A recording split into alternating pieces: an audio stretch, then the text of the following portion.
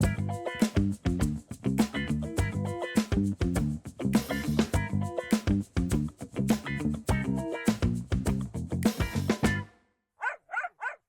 to Soda City Unleashed, where we decode pet health with some of the best veterinary experts in Columbia, South Carolina. I'm your host, Emily White, and today I am so excited to have one of CVETS veterinary assistants, Raven Angulo, here with us. Hi, Raven. Hi, Emily. Tell us about yourself. I'm 28. I am from California, LA, to be exact. Awesome. I got stationed here in 2018, and I never left when I got out. Okay. And now I've been working at CVETS for the last 3 years. How is Columbia different from LA? In one sentence. A lot more Hispanics. in LA. Yeah. Yeah, in LA, Yeah. for sure. Oh, LA's so dreamy, but Columbia's dreamy too. Sometimes it can be. Has its moments. It's a fun place. So you've been here total 3 years? No, I've been here since 2018 when I got stationed. 18. Oh, okay. What branch? Army. Thank you for your service. Thanks. Yeah.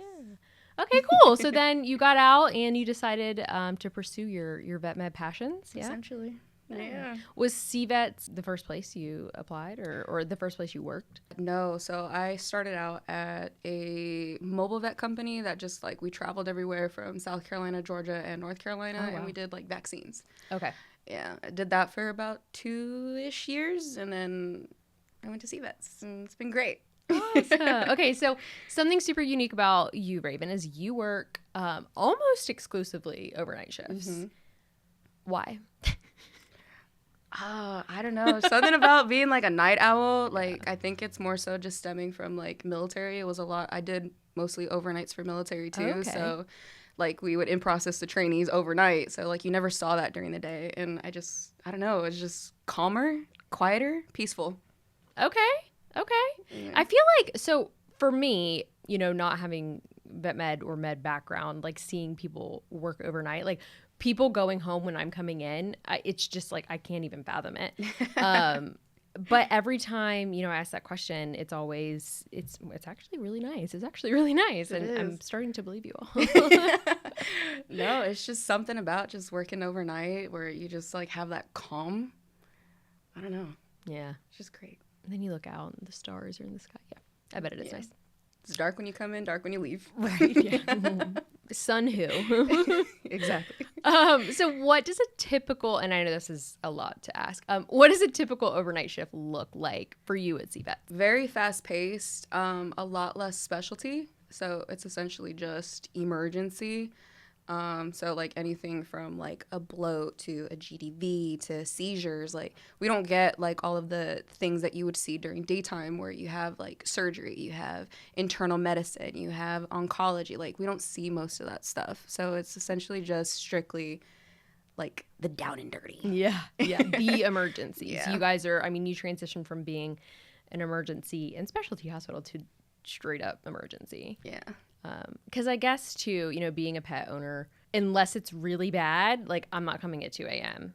So if it's really bad, they're showing up, right? Yeah. So some of the things you talked about, for people who may not know, so bloat, bloat, GDV, what are those in layman's terms? Yeah. So GDV is a gastric dilation volvulus.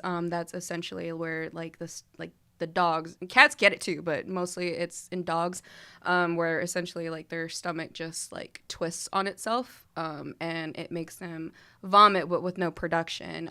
They're just hacking consistently. Mm-hmm. Their abdomens are super distended and just hard, and that's obviously an emergency. Yes, please come.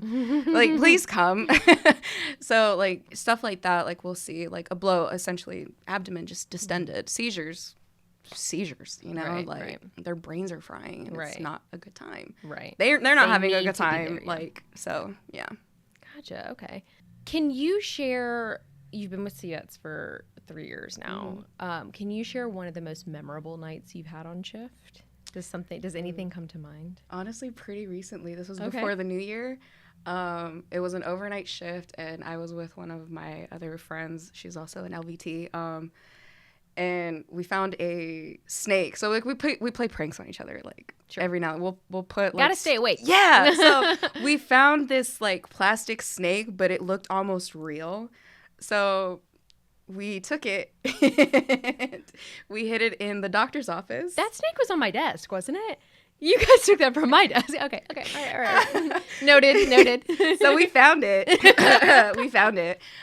We took it, and one of the overnight doctors, she gets scared so easily. So we took the snake and we put it under her desk where she was sitting in the doctor's office. And we went in there to just conversate, just keep up appearances, whatnot. And then we scared her. And when I tell you, she jumped up. We're like, you're the doctor. You're not supposed to be. Essentially. Like, it was just a great time. It was funny. Like, and we ended up doing it again because, like, we just had an opportunity. Yeah. So we ended up taking it from under the desk and we hid it behind her computer. Again? Yeah. And then she came back afterwards and she was like, she jumped out of her chair. We could see her from the doctor's office. Like, she was like, oh my God. Like, sometimes that's just what you need, right? Yeah. Because the middle of the night, you are trying to stay awake. Maybe you don't have a lot of cases. Maybe you do have a lot of cases. Like, having that team, and I've heard too, you guys are super, super close in the overnight shift. I've heard and I've seen it firsthand, but like, I feel like you have to be. Yeah, though. right. Yeah. You're in it together. It's a journey. Every shift is a journey. That's funny. I didn't even notice that snake was missing. Oh yeah, we I actually hid have two. Well, we had the other one back in lab. So you have both. Okay. Mm-hmm. Heard. Got it. Well, I've only found one. Okay. Found the one that we stole, and we put it somewhere else. What would you say is the most challenging part of working overnight? Emotions, specifically like from clients, because they're tired, you're tired, they're stressed out, you're trying to get them to not be stressed out. So it's just emotions carry a lot of why like it's so like stressful sometimes. Right. But by all means, like, I will help you as best I can as long as you help me. Right. Like, I'm there for you, you're there for me. Like, we got to work together somehow. Right. Yeah, because we're all people. We're all humans. And I think, too, you guys are so good at working with the animals and stuff, too. But also a lot of your job is that client communication and the doctors, too, being able to break something down and explain it and also, reassure or, set expectations and all this, like all of that human communication, like difficult human communication happening at 3 a.m. Yeah. It's stressful. And you guys might be used to that sleep, but like they're not exhausted. And, tensions I'm sure run high and everyone just keeping a level head. It's probably hard. Do you have any like secret tactics? Do you like feed people like gummy what do we have? The fruit snacks? The fruit snacks, yeah. Here. Now I'm going to tell you about. No, a lot of times, like, some clients, they'll come in and they'll be like, well, I'm a veteran. I'm like, oh, well, me too.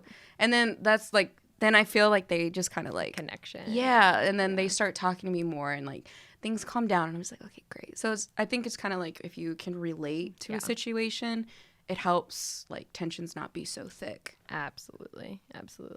That's like one of my toxic traits is, it might not be toxic, but like relating something to someone. Yeah. I'll be like, what's your mom's brother's sister's name? They'll be like, so-and-so. And I'm like, oh my God, that's my mom's brother's sister's name. Yeah. I just sometimes need to chill. Anyways, what do you love most about being an overnight vet med specialist? I learn a lot. Yeah. Like, I learn a lot, like, more than I ever have. Like, in being in school to obtain my licensure as well, it's like I just kind of put 2 and 2 together. So I take what I learned from school and then I take what I learned from work and I just bring them both together. And it's all interlocking. I didn't realize you were in school. Mm-hmm. That's awesome. When do you project you'll graduate? May 27. Awesome. And you'll be officially an LVT. Hopefully. That's something that's so cool about CVETS is it's almost like even if you just come in to be an assistant and you're like, I'm good at being an assistant, like eventually they're like, no, I'm going to school. I'm going to get my LVT. Essentially. Because you really do. I mean, you're doing a lot of these things that you're like, might as well have the letters. Yeah. I want the 3 big letters in front of my name. Yeah. That's awesome. Just make it longer. Yeah. More letters, more, good things. Do you ever run into any like misconceptions about working overnight shifts? Yeah, more so. I get a lot where people think that like just because we're overnight and we have less people than you would typically on a day shift that we don't do as much. That is not the case at all. We do exactly just as much as your daytime people do, Even or your mid-shifters not do. more sometimes. Yeah. Because, I mean, during daytime, you have 3-4 doctors plus your specialty doctors. Right. We're working with one completely overnight and then one half a night. So it's just kind of like we call it our skeleton crew, but our skeleton crew is a crew. Right. Like, so whatever we do during the daytime, you're still going to see that overnight. And is it true that like sometimes, you know, you have a foreign body and like Dr. Mark has to operate and like then one of you is running anesthesia, right? Like so you're kind of doing all kinds of stuff. Yeah. Yeah.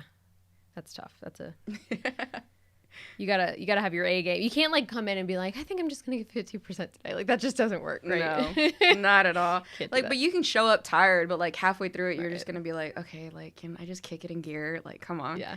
And then you just roll with it. Yeah. So. And then at the end of the shift, you're like, whew, easy peasy. Would not say easy peasy. Okay. Yeah, you're right.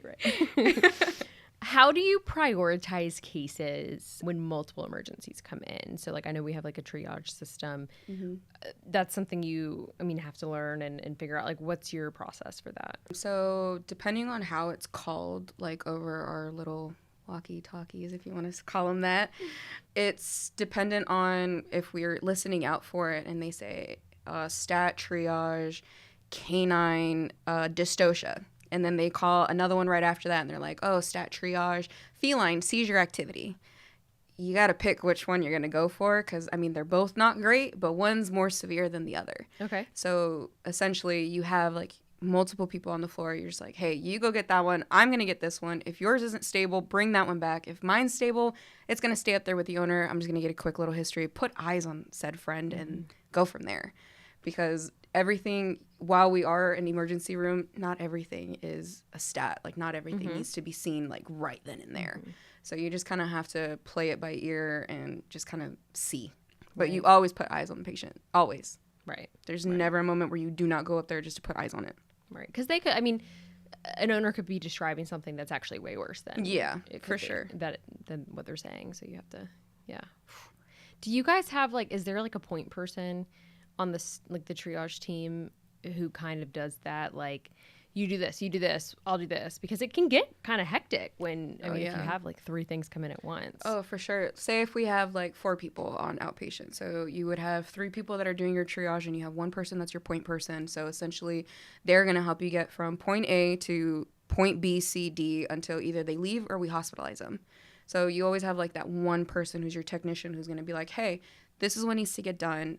Hey, there's a triage up there. Has anybody grabbed it? But it's not also just your outpatient team that's doing all of your outpatient stuff. Like, you have your inpatient nurses that if us being on outpatient, we're so swamped and we just need help, like, our inpatient nurse, oh, hey, I got that stat. Don't worry about it. Like, they'll run up to go get it. Like, I've ran up to go get it, like, when I've been on inpatient as well. So it's just, like, it's not just, like, hey, you're on outs today. You got to stay there. Hey, you're on in-state. No, like, we're all just one big old happy family. Right.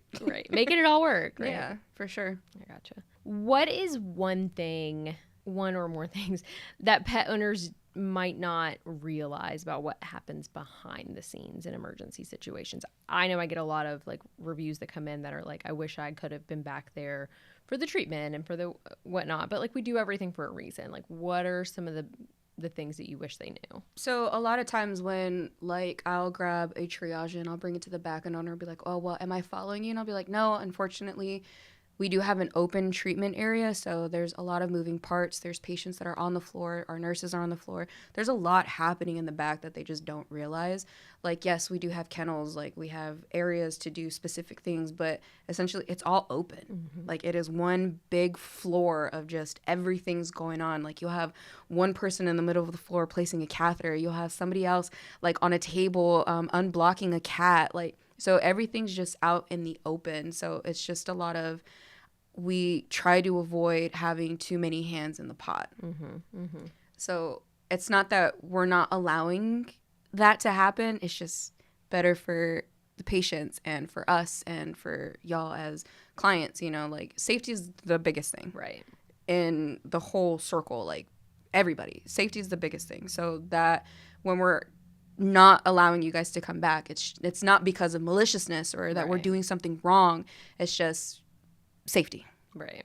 Right. I promise we're taking care of it. Yeah. I promise. Yeah. We're not in this just because like we love animals. We're all more literally almost all of us have pets. We've taken pets from CVETS that like have like been brought in and they need a home. Like we've all taken them. Like it's not part of the job. Yeah, like we love pets. So we're going to treat your babies the way that we would treat ours at home. I think that's one of the things too. Like you've already said, your babies and your friends, like you guys always like the CSRs, they don't even notice it. They'll be like, what's your baby's name? And it's just sweet, you know, because it's not like, what's your pet's name? Because that's not how we feel about them. Like they are an extension of the family. And we're going to treat them like that, you know. For sure. Yeah, that's interesting because you do have some emergency hospitals around who do have the, you know, capability. Yeah, you come back or whatever, but like we are very much like you said, there could be anything going on back there. And even when we have to, I mean, sometimes we'll let patients who families who are in the ICU, like we'll let them come back, but we have to, you know, just so you know, this is open treatment area, things are going on, like because it's a safety thing. And, you know, you also don't want to be in the way of like a life-saving measure going on for another animal's life because it's a straight up ER. Like every time I bring someone I know to CVETS, they're like, wow, this is like a hospital. And I'm like, yes, it is. It is. It's just animals. It's all the same. There's just different species. And it's even harder because they can't talk. They can't tell you what's wrong, right? Like we have to advocate for them. So it's like they can't tell you, hey, I don't feel good. Right. Like I have to look at them and be like, hey, you know, Dr. Booker, friend's not doing great. Can I have something? Right. Like that's it's like a human med plus the additional obstacle of they can't talk. So So how do you guys, and I've learned, you know, since being at CVETS, like rounding, like what rounding means. And really we started this podcast to kind of like bridge the gap between people who don't really know about veterinary stuff. So we try and like break things down to layman terms. But can you tell me about like that 7 a.m. or 7 p.m. like handoff? What does that look like? Because you have patients, I mean, there's some patients that stay overnight and for days. And what does that look like with like the day crew? How do you guys collaborate? So essentially like you have, again, like your outpatient and your inpatient team. So depending on where you're going to be at for the day or for the night, you always get with like the people that have touched the animals. So per our system, like we have our names attached to certain cases. So say if I had Fluffy and you came to me and you're like, hey, so I'm taking over the case. What can you tell me about it? And I'll tell you, hey, you know, Fluffy's a 6-year-old male neutered feline that presented for X, Y, and Z. This is all that we've done so far. We're waiting for X, Y, and Z to be done. Doctor still has to go talk to them. Essentially, that's all I got for you right now. But like say if you're on inpatient, you have your inpatient nurses that you have to round, that you have to put like your extensive rounds in, like you have all sorts of different cases. Like you have patients that are hospitalizing from surgery or patients that are there because they're not doing right or like they are infectious. Like, so you have to be able to like communicate that like, hey, you know, friend does not like to be touched this way, but if you do it like this, then they should be okay. Or, hey, friend has not wanted to eat for me today, but I've noticed that if you kind of take him out of the kennel and like you feed him, then they don't eat. Like, so you just have to like be a little bit more meticulous than you would like any other thing. But rounds are definitely important because if you don't tell me what this patient's here for, it's going to sit there and I'm like, I don't know what it is. How can I help this guy? Like, what is it here for? I know nothing. Like, and that's not a way that you should like go into a shift of like not knowing anything. You should know all your patients that are already there. Right. There's definitely that collaboration there. I think something that's really beautiful. And again, this is, you know, a medical field thing too. I know, I'm sure this happens in human med too, but I've seen it. I see it every day at CVETS. You know, your shift ends at a certain time, right? And but like there's no one grabbing their stuff and like scurrying out. Like you will not leave until these are all my guys and gals and this is what they have, this is what's going on, until that's like relayed. Because there, again, for the 100th time, like there's that innate care for these animals. You guys, like my shift's supposed to end at 7, whether it's daytime or nighttime. I will not leave till maybe 7:30. The latest I think I've ever stayed was like 9 o'clock. Because you truly care about your patients, right? Yeah. It's more than... Because, like, it's not just the patients, but if I see, like, the daytime crew or the nighttime crew, like, they just need that just extra person just for an hour just to kind of catch up on something, or, hey, there's something here that's, like, a little bit more critical. Hey, don't worry, I got this. You do that. I got you. Yeah, essentially. And that goes back to, you know, this career, no matter what role you're playing in it, is really, like, a calling. You have to love it. If you don't love it, then this is not the field for you. Right. And you'll figure that out pretty quick, I think. Yeah. So you were in the military. What inspired you to jump into vet med? I had a cat. So when I first enlisted, I had gotten stationed in Texas, and he came up to my door, and I was just like, okay, fine. Like, I have a cat. Like, first ever pet. Like, I mean, I grew up, I had fish, I had hamsters, but I mean, not like something I actually had to physically take care of. Yeah. And he came into my life, love of my life. And he moved with me, like, different states, like, across country, like, overseas. Whenever I was deployed somewhere, he came with me. Like, Wow. So that was my baby. And he actually ended up having a urinary obstruction, so he couldn't urinate. I didn't really know much of it at the time. Like, I didn't know what that was. I didn't know what that meant. I just knew my baby's hurting. I don't know what to do for you. So I had taken him to a veterinary hospital, and there was just really nothing that I could do for him at that point. Like, things had just progressed too far where it was just, and because of him, it was more so like I have 4 other cats now, and I watch them, like, meticulously. Like, God forbid, like, they have a sniffle, and I'm just like, oh my God, my baby, like, my baby. What do you like, need? Yeah. But he got me into vet med because, like, a year or so later, I requested his records, and I was, like, looking at it, and I'm like, okay, well, now I know what it is. Like, I could have done X, Y, and Z, but, like, he couldn't tell me that. I didn't know what it was. Like, I wasn't And how could you familiar. at that point? Yeah. Yeah. So essentially, he got me into doing what I do, and I would not take it back for any other day. Yeah. That's beautiful. I'm sorry that you had to go through that, though. That's no fun. Was he your soul cat? I wouldn't say soul cat. No? Love of my life, definitely. But I think Love my of my soul life. cat, I still have him. Yeah? It's Oliver. He's my Okay. orange fluffy cat that everybody likes to call Garfield. Alright. That Has he ever tried lasagna? he has. My sister. Incredible. My sister did it. All right. Well, he's lived a life. He has.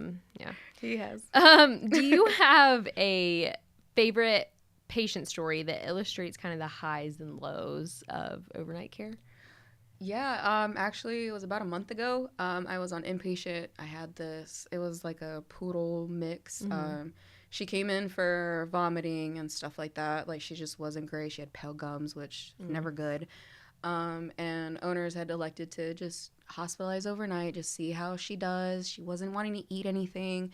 And then there was like maybe 2:00 in the morning. It was time for me to do her vitals again. So I had taken her out of the kennel. She was like happy-go-lucky, and I'm like, this is not the same dog. I was popping open a can of chicken. I was just like, okay, like let me feed you. Let me try, because from what I had gotten from the daytime people, like they're like, oh, she hasn't wanted to eat. Like, we've tried giving her this, we've tried giving her that. I'm like, well, have you done it in the kennel or outside the kennel? They're like, well, in the kennel. I'm like, okay, let me try outside the kennel, but still give her a little bit of options. When I tell you that girl counter-surfed for that chicken, she counter-surfed for that chicken. I was like, oh my God, I love this. Okay. I was like, you can have all the chicken you want, and as long as you eat. Right. Like, I was so happy she was eating. And then I had came back the next night, and they had told me again, they're like, oh, well, she doesn't want to eat. Owners are having conversations, like different types of conversations that you typically would not want to have. And I was like, oh, my baby, like, not my baby. Throughout the whole night, she was eating for me. Like, everything seemed okay. Like, she was a little bit more happy-go-lucky.